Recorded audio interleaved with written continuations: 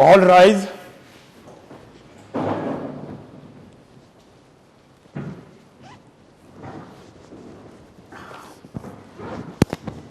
You can now sit.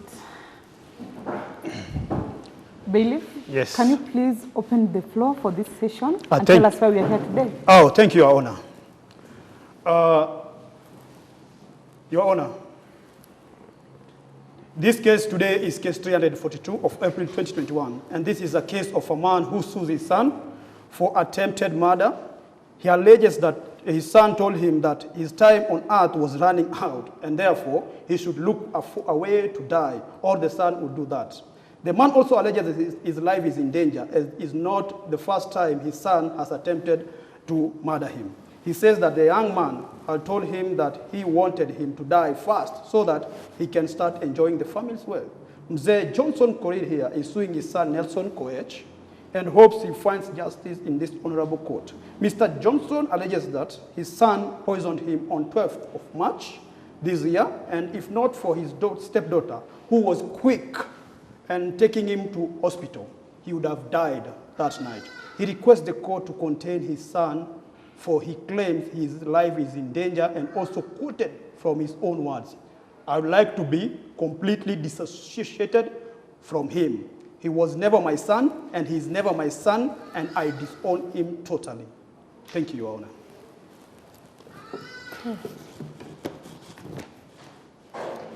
Thank you, Bailiff. I'm saddened to hear that there are such happenings in this modern age. True, Your Honor. It's very discouraging that nowadays this young generation, Your Honor, they don't want to work. They want to lazy around and wait for the wealth of their old men and their parents, Your Honor. It really pains me as bailiff, Your Honor. Such is the reality today, Mr. Bailiff. I'm so sad. sorry, Mr. Johnson. Yes, Your Honor. Could you tell this court what to do for a living? Your Honor, as you've heard, I'm KORIR, and Your Honor, I'm a retired banker. And nowadays, you know, I'm just doing my own self things, Your Honor. I operate my business. I find some farm there. I do some matatu sako. And Your Honor, all these things is me doing them with the help of my stepdaughter, Your Honor. Lakini hii shetani hii kipiwet, Your Honor, hii mtu inanipatia mimi stress sana hii. Angalau hata afadhali angezaliwa hii mtu, angezaliwa murusiki, tungekunywa yeye hii mambo yake ingeisha. Patia mimi a lot of stress. So, is that why you allege that he tried to kill you? Or is it really actually that... Mzee umechoka. Ona vinyo unakaa. Eh? Your Honor, huyu mzee amechoka. Eh? Wait for your time. Wewe unachungulia kaburi wewe. Wewe unachungulia kaburi. You are wasting everyone's time. Kijana, this is my courtroom. Behave yourself. This young man seems like he's using something. Young man, are you okay? Nelson, this is your father you are talking to. And I will not have you disrespect a man who seemingly worked so hard to bring you all the necessities you need. Now, I want everybody to strictly adhere to the professional language needed here. I also want you to adhere to the ethic requirements of this court. Yes. I want all of us to be civilized in whatever we do or what we say in this court. Are you getting me right? Yes, Your Honor. In this court, there are rules that each and everyone in this hall and this wall must adhere to. Now, as we proceed, Your Honor, if you may, I can remind them their housekeeping rules. Okay, go ahead. Okay, thank you, Your Honor.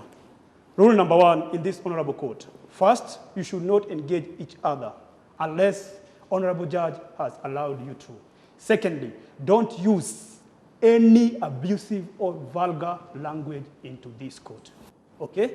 And number 3, young man, if you are in this court, obey everything that your honor says. Number 4, and last but not least, the honorable judge, when judges is the final, you can take it to court of appeal. Are you okay? I'm okay, sir. Are you okay, young man? With that said, Mr. Johnson, Do you believe that your son is after your wealth and that is why he tried to kill you? Your Honor, hizi vitu zote ni za uongo. This old man, huyu mzee anafikiria kila mtu anataka kumuua. Mimi huwa nadhani hata maybe anaona majini. Your Honor, unaona hiyo siku anasema nilimtilia sumu kwa chakula, mimi hata sikuwa nyumbani. Kijana, mimi sikuwa nyumbani, Your Honor. Uko kotini. You must wait for your time. We are in court and there is turn taking. Let him explain his side of the story, then you will have your time too, and definitely not now. Thank you, Your Honor. This one is just very traumatizing. Lakini Your Honor, kwa kweli hii kijana ana nia ya kunimaliza, ana nia ya kuniua.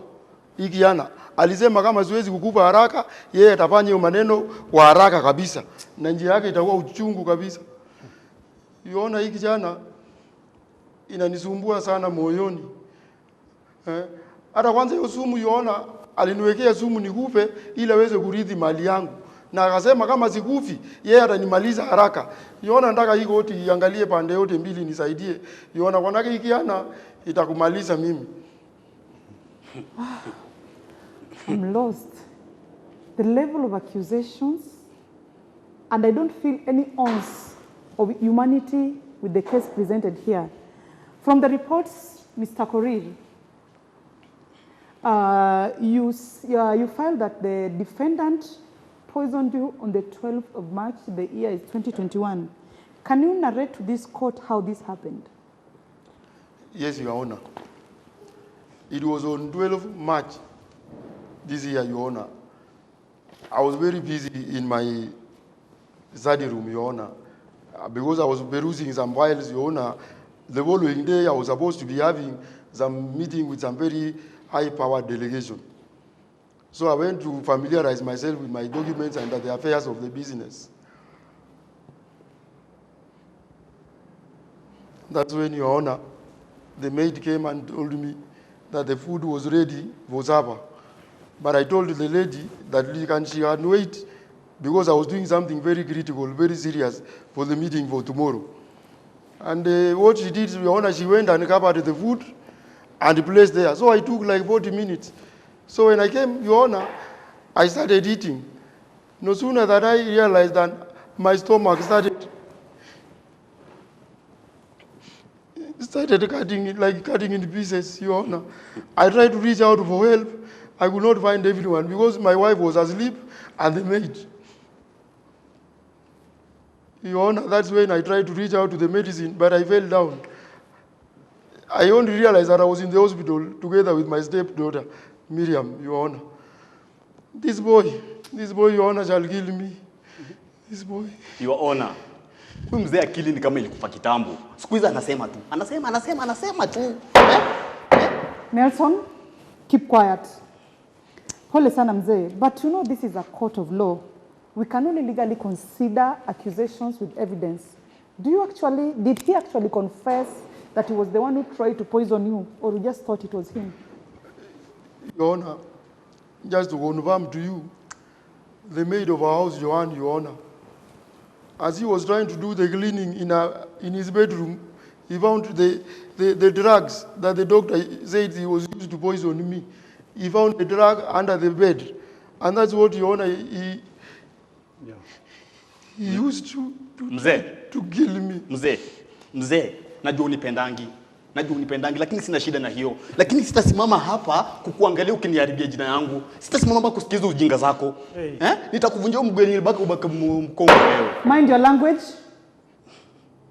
Young man, Your Honor, you see this young man says ushaivunja mzee mguu, Your Honor.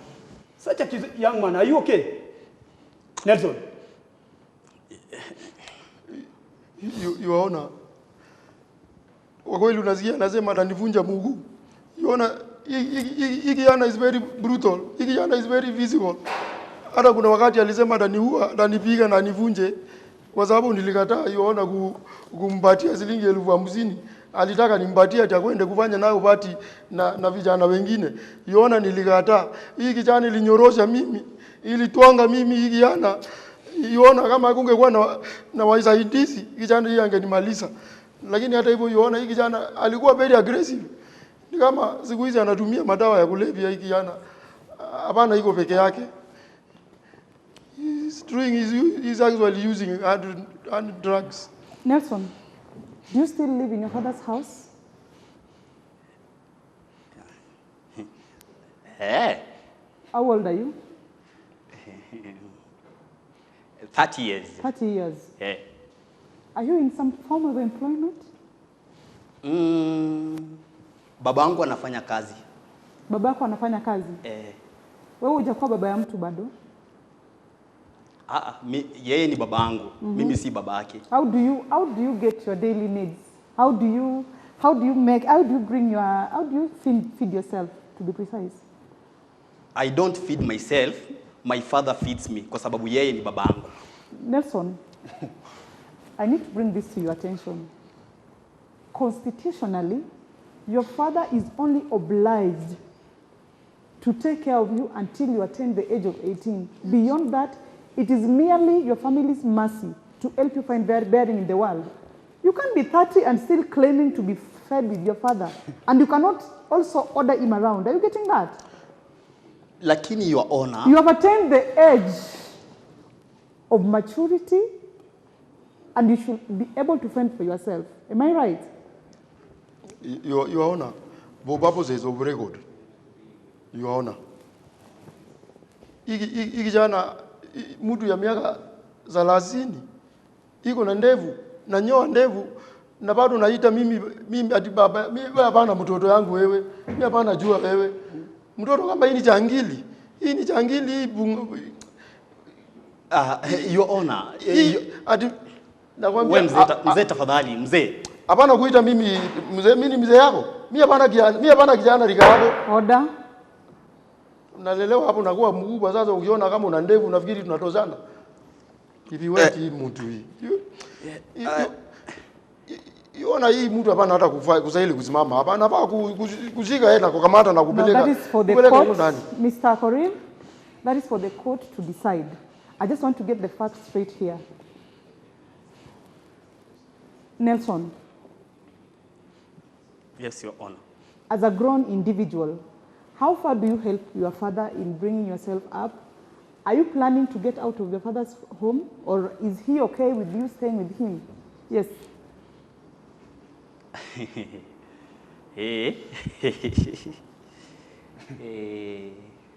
Your Honor, Your Honor, you see, he's my father. He's my father. Mimi hapana baba yako. And you see, Your Honor, that's a very tough question. That's a very tough question. And to tell you the truth, I have no answer to it. Thank you. And Nelson, do you take any of the following: bang, cat, cocaine? Do you abuse any illegal drugs?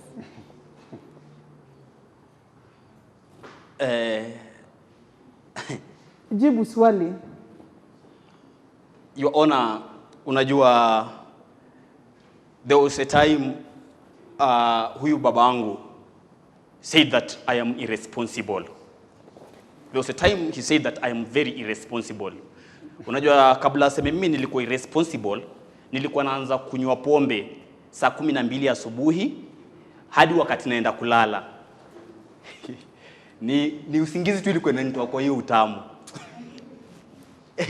Lakini Your Honor bado hakuona hiyo. Nikaona acha angalau nibadilike aone. Nikaamua nitakuwa naanza kukunywa pombe saa 5 asubuhi. You call that change? Hadi jioni. Ila nipatie biashara nifanye hadi saa 4:30, alafu hayo masaa mengine niambie mwili pole. This young man is so ridiculous. So, you wanted your father akupatie biashara ufanye mpaka kitu mchana hivi. Alafu the rest of the time you spend it in kuambia mwili pole. Okay, kuambia mwili pole as you put it. Yes. So I'll bring to your attention that it won't work like that in the current economy. And I would really wish that it doesn't give you a job with such kind of a mentality. Your Honor. That if you run a business like that, it will not even take 2 days before it collapses. I'm telling you this for free. Itakauka. Your Honor, I feel like you're taking sides here. I feel like you are taking sides here. I know this mzee. This mzee might act helpless so that he might get your he might get your mercy. He might get mercy from you. Mimi ndo nimeishi na huyu mzee miaka 30 zilizopita. Namjua huyu mzee anipendangi. Mzee amenitesa vya kutosha huyu mzee. Naweza kukuambia hata kabla tukuje hapa leo ameninyima chai.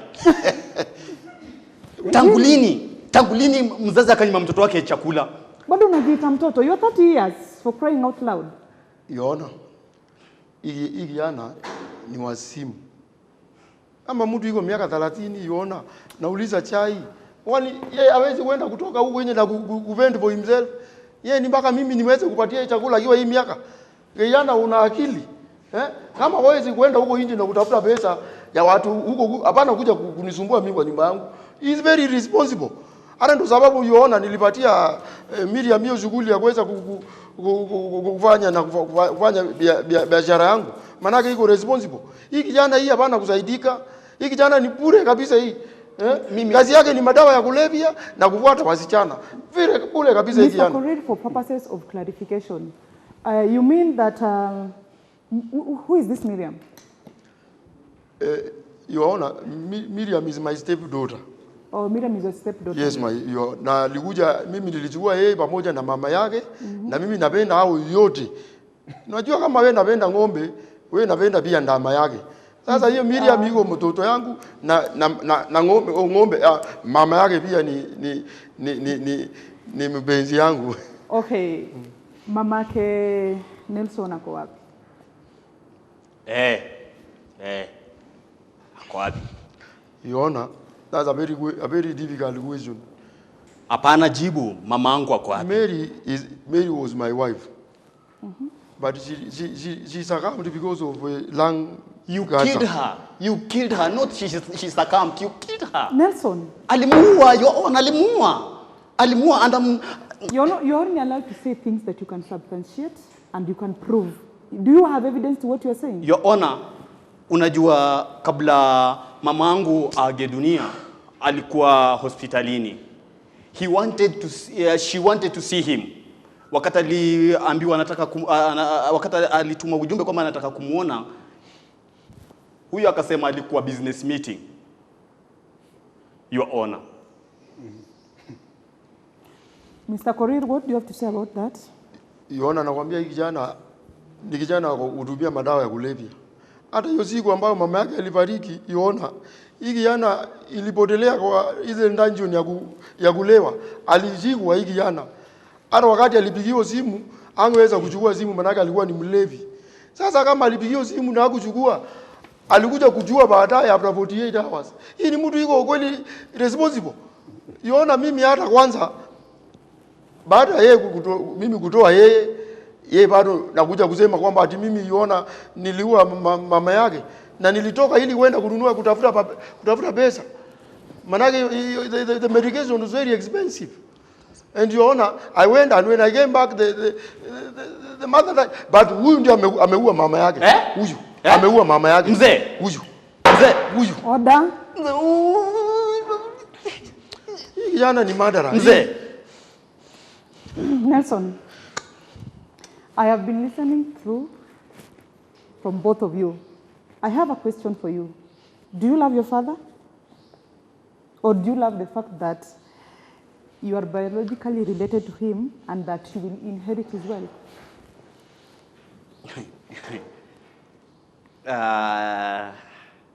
Answer me. Your Honor, yeye ni babangu. Yeye ni babangu. Mimi si baba yako, usiniite mimi baba na baba yako. That does not explain or answer my question. Do you love your father or do you love the fact that he is your father and you will eventually inherit his wealth? Your Honor, you see, that's a very tough question to answer. That's a very tough question to answer. And to tell you the truth, I don't have a good answer to it. Kama yeye ni babangu, lakini yeye ni babangu, Your Honor. Yeye ni babangu. I am the only child. The only son that he has. Hao wengine mimi siwajui. Hao wengine siwajui. Nelson, hiyo tunajua. But umekuwa ukituambia hivyo the whole time. The question is, do you love him as a father, or do you love him because of the possibility that you might inherit his wealth in the future as a son? I'm still on that. Mr. KORIR, from the court reports, we are meant to understand that your wife died of lung cancer 16 years ago, and you later on remarried, and you also have a stepdaughter called Miriam. She's very hardworking, but at barely 18 years, she was good enough, and you let her control your businesses. Don't you think that that makes Nelson a bit concerned? Yes, exactly. Like, give me time, young man. Ukweli. Wewe kijana unafikiri huku ni ile kwa respect my court. Mzee wewe. Unapayuka. Niacheni tu dakika moja na huyu mzee yenyewe. Niacheni tu dakika tu moja tu peke yake. Order. Mzee wewe, mzee. Wewe sitasikiza. Nelson. Huyu ni nani huyu? Ni nani huyu mtu? Order. Listen. One last warning and I'll throw you out. Possibly to jail if you cannot control yourself. Sasa yona kama This hapa. is my question, Mr. Kama hapa yona ndio nataka kunifanya namna hii. Huko Huko nyumbani inakuwa aje?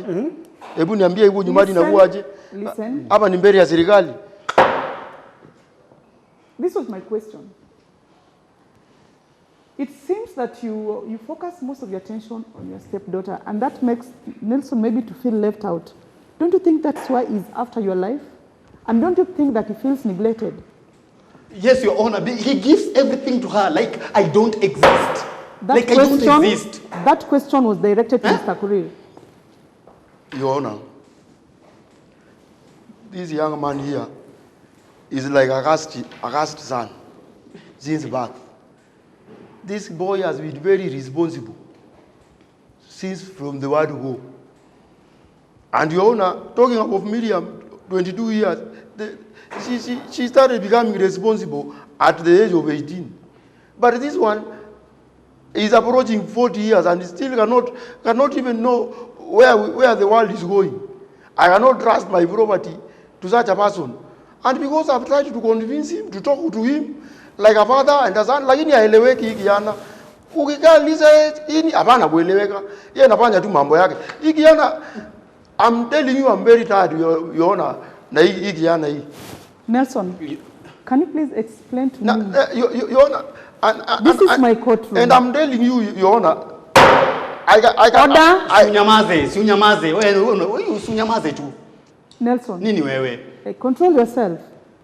This is my question to you. Can you explain or describe to us the nature of the relationship between you and your father? What can you say about your father? Your Honor, mimi naweza sema tu huyu ndiye ni baba yangu. Hapana kuita mimi baba yako. Ni hapana baba yako kwa sababu ya mali yenye ako nayo. Baba yako kitu gani? Ni baba wangu tu kwa sababu mali yenye ako nayo. Si ati mimi simpendi. It's just because I feel left out, Your Honor, kwa kila kitu yenye inafanyika. I'm the firstborn in this family, Your Honor. But this old man, this mzee gives everything to that devil. Huyo shetani mwenye wanaita sijui ni Miriam mama ni nani? Nelson, you live with devils in your house? What do you mean by Miriam, devil? wawili. Miriam na the other demon. Kuna devil na demon. My friend. Kuja. Hey. Wewe kijana. Order. Nelson, I don't like your repulsive reaction. If you don't behave properly, you're definitely going to jail. And you cannot threaten someone else in my courtroom. Are you getting what I'm saying? Yes, Your Honor. Now, you are talking. Lakini, Your Honor, me feeling left out. Ndio nafanya vitu zingine zenye hata hazieleweki. Mr. KORIR, I want you to how well do you know your son? And When did things fall apart, or have you always been like this from the word go? Your Honor, I want to affirm to you in this court, is not somebody who can be trusted. But Miriam is she's worthwhile and trusted. I want you to categorically explain to me your relationship with your son, Nelson. Please, not about Miriam. I have purposes of record, my lord. Mimi abana baba yake, zimujui, zimutambui, hata tukitoka hapa, Yoona, abana kufuata mimi. Kwa hivyo ulicheza mamangu, sivyo? My friend. Order. Kwa hivyo ulicheza mamangu, sivyo? Nelson. Kwa mimi si mtoto wako. Unajaribu kusema nini wewe? Yoona, huyu mtu anajaribu kusema nini huyu mtu? Huyu mtu anajaribu kusema nini huyu jamaa? Mzee. Yoona, this boy. This is the last warning. Mimi ni mtoto wake. Nelson, you are pushing me. This is the last warning. You have to remain and strictly follow the code of conduct.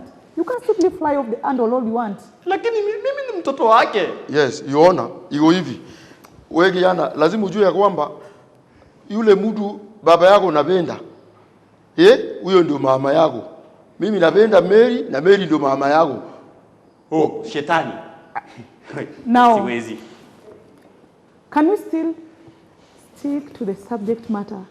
We are not here about Miriam and your wife. Exactly. We are here to substantiate the fact that Nelson here poisoned you, and there are also reports that he's been beating you up, that he is physical. It is evident, my lord. It is evident that this boy is very physical. True. As you have seen what has happened here, your lord. Yes. The boy he was almost jumping out of his skin to descend on me. Apart from what has just played before me right now, are there also other incidences where he got physical with you? But my lord, I said it here.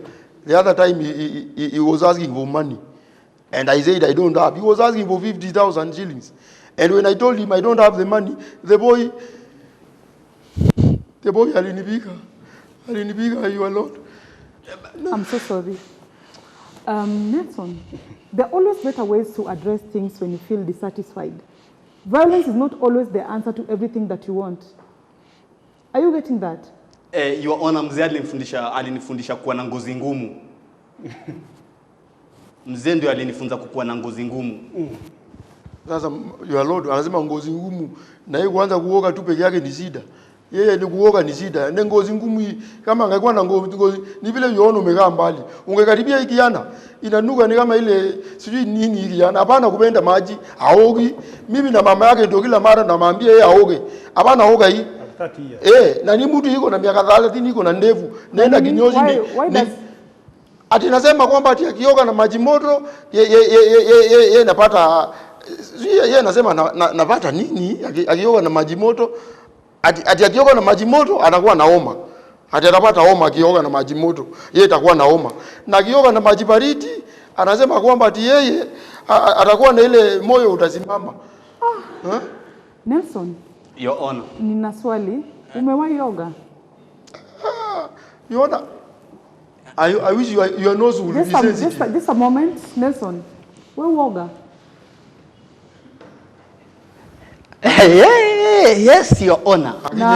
Akinyeshewa tu na mvua. Nipe muda. Na nikikuangalia naona uko hai. You said taking a bath makes your heart stop, and I believe that.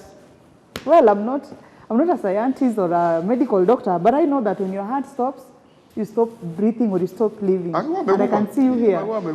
Your Honor, tukianza nimekuambia huyu mzee anaona majini. Hizo ni majini anaona.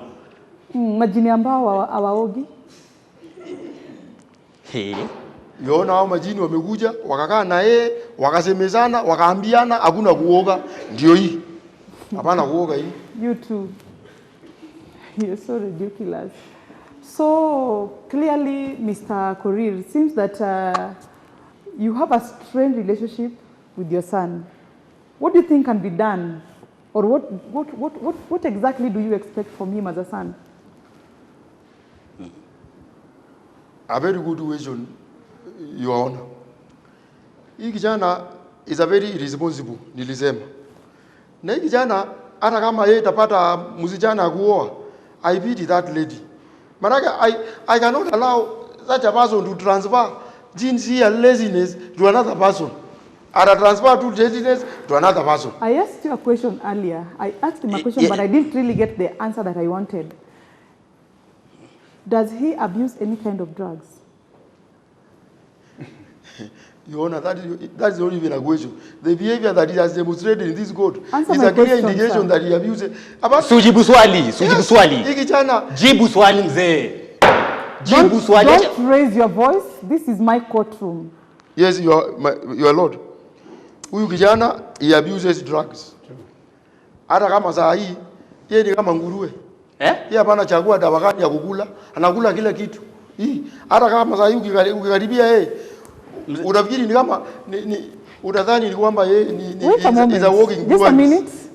Nelson, are you still threatening to fight your father just like you do when you are home? Yes, under the influence you of want to break his leg. Ameniita nguruwe. Ameniita nguruwe, Your Honor. Nimesema tu na hivyo ndivyo wao wanafanya kila siku mzee. Mzee, tutaheshimiana sasa hivi mzee. Tutaheshimiana mzee. I think we are not here to exchange words. We are here. Hapana, not Your Honor, but umza anatusinani. Anatusinani. And this is not the first time. This is not the first time unatusinani. One wrong move, you land in jail. You cannot hold yourself. Okay, Mr. Bailey. Yes, I can. You Honor, kabla hujasema kitu, unaona hii tabia hii kijana ina demonstrate here. Ilinibidi hata kule nyumbani niweze imagine hiring a bodyguard. Wakati mimi nalala naweka mlinzi hapo nasimama nikilala. Ndio hii kijana isimalize mimi. Hii kijana will kill me. In my own house employing a bodyguard to. We are so sorry for that, Mr. KORIR. Mr. Bailey. Yes. I believe this is the affidavit. Yeah, sworn in by Joanne, the house help. The house help. Yeah. And here she stated that Nelson here is very violent. There's also an attempted rape. Your Honor. Your Honor. Give me time. Huyo ni mtu maskini huyo. Alikuja kwetu kama ameparara. Tukamvisha, tukamlisha, tukampatia mahali pa kulala. Sasa enda ameenda kuniharibia jina. The last time I checked. Yenda amekuja kuniharibia jina. Well, listen. The last time I checked, you don't have a job. You live under your father's roof. So how are you even able to feed your father's house? I go to question you alone. Kama tunaongele umaskini, I think you are the worst in this case. Whatever belongs to my father is mine. Oh my, no. Whatever my father pays her, it's me who paid her. Wewe kijana. So nakwambia tema hiyo mate. Hakuna kitu yako kwa hii nyumba. Tema hiyo mate. Okay, Mr. KORIR. Tema. Again, in this affidavit, I can see that you also tried to pursue with the machete, and also you used to beat up the house help Joanne. So from the records, are very violent. Your Honor, nyinyi amuone mimi ndo nateswa hapa. Amuone mimi ndo nateswa hapa. This man is supposed to be the one being here. Na mimi nikuwe pale. Kwa nini? Na mimi nikuwe pale. Your Honor, this old man, hata hao wasichana wenye anasema mimi napelekanga pale kila siku, hajui kwamba hao ndio family lineage. Hajui kwamba I'm just only trying to look for the right one mwenye anaweza beba blood lineage ya hii familia. So I'm just using my time to choose the one that is okay. They are like candidates. Kijana, you are too comfortable for life. You mean you also bring wife candidates to your father's house? How many to be precise? Just in a month. Ni candidates too. Sasa unajua ukichoose candidates, ukichoose number moja, lazima ufanye test kwa wingi. And what do you choose to offer them now that they are candidates? And what is the threshold of them being your wives? Our money solves everything. Your Honor, nafikiri IVT na nilisema hapa Your Honor ya kwamba IVT ile wasichana hii kijana natoongoza. Manake hii msichana hii hapana kuwa na jinsi mzuri hii ya kuenda kutransfer. Ita transfer laziness tu kwa watu. Hii hapana kuwa na jinsi iko mzuri. Unaona wazimu, yeye ni wazimu hapana. Sasa kama wewe uko na mtoto yako na iko na mtoto kama hii hapana oga na kuna madawa, yeye akikaa na nuka pombe, hapana kuwa responsible, hapana fanya nini? Hii kijana itasaidia mjana wako. I have a question. What have you done as a father to improve his life? Yes. Have you ever given him a job and he turns down? Yes, yeah. If he doesn't take a shower, listen, kijana. If he doesn't take a shower, what do you do as a father? Have you tried to work it out in order to at least elevate his life? You are Lord. Nakwambia hii kijana aambiliki na wala zemezeki hii. Akiambiwa hii, yeye unapata yeye yuko pale. Ukimwambia kaa hapa, yuko pale. Ukimwambia fanya, hapana fanya. Sasa mimi nilisema yeye hii na waachilie mtoto hii kwa mkono ya serikali. Serikali iangalie vile itafanya na hii kijana ili aweze afadhali hii kijana kama. Don't you feel that by doing that you putting him as a potential threat to the peace of your family? Nakwambia I cannot associate him to anything that I own. Hapana.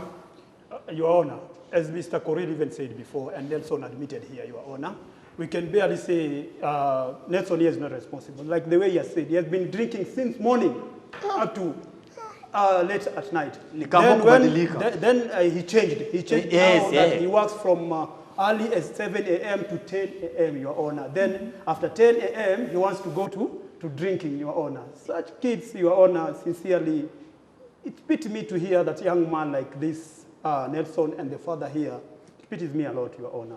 This man is really, really irresponsible, Your Honor. I can say that. And Mr. KORIR here, I've really tried on my side, Your Honor. Thank you. Thank you. Anyway, the direction?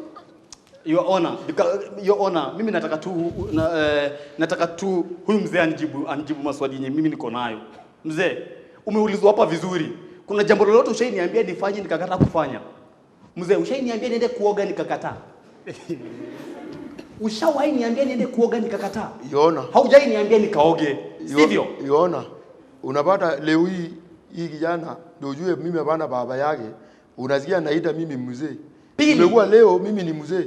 Hapana baba yake. Nije ngoja usiongee pili. Unasema kwamba mimi nisipatiane jeans za huko nje. Laziness na hii jeans ilitoka wapi? Hii jeans ni ya nani? Sini yako.